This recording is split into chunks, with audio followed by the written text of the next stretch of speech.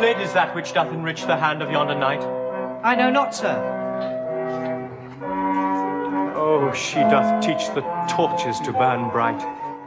Those are the famous first words of Romeo when he spies Juliet from across the room. And we know how the story of Romeo and Juliet goes and how it ends.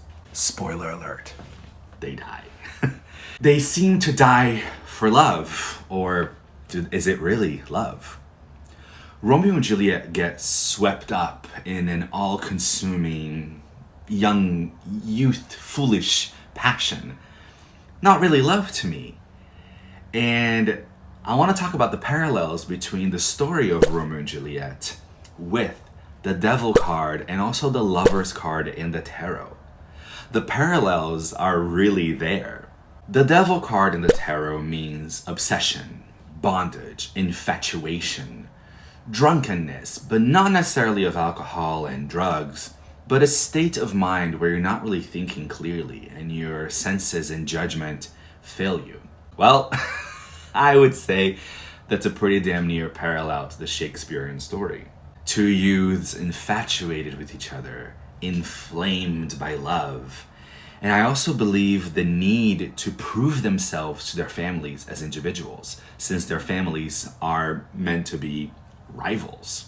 Perhaps an inner need to break the bondage of family duties that tie them down. And in the tarot card, we can see this ominous, overbearing force that can represent here family traditions that can be watching over the two young lovers. As the Devil card shows, the two people here are chained by an invisible bondage, and yet the chain is quite loose, pointing to the fact that they can choose to stay or leave.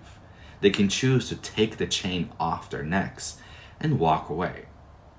Now, in the story, they do choose to leave the bondage of the family tradition. They choose each other versus the rivalry of their families, no matter really what the cost, right? As we know at the end. Now, did they really leave the devil energy of the card? Not exactly. Their infatuation continues to dominate their minds and emotions. They continue to be intoxicated by each other. And instead of actually running away together to start a new life, they could, get some horses and really run away and get a new life. They forge a plan, right, that involves paralysis and fake poisoning and real poisoning of each other. Now, as we know, the Devil card is all the things that bind us and blind us, while the Lover's card, truly a mirror image of each other in the RWS system, the Lover's card shows us a much brighter image. Now, this is what balanced emotions can look and feel like. The Lover's card is Romeo and Juliet if they had chosen to run away and build a new life together. The lovers here appear as Adam and Eve, open and vulnerable to each other. Almost like this new beginning of a new society, of a new life, as if they're starting a new family. The Lover's card is about choice and balance. As we can see in the Lover's card, behind the male figure, we have the tree of ascension, burning with the fire of purification. While behind the female figure, we have the tree of knowledge of good and evil, which is a tree of deeper understanding of self and the world. Knowing that balance is what is needed here. The infatuation and passion in the Devil card can coexist with the balance and perhaps a bit less shiny action and demands of the mundane found in the Lover's card. The Devil and the Lovers are two sides of the same coin.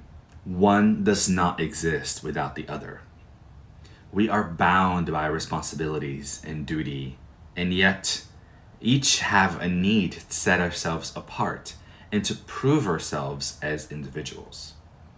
We also have the need for love, for passion, for embrace with one another.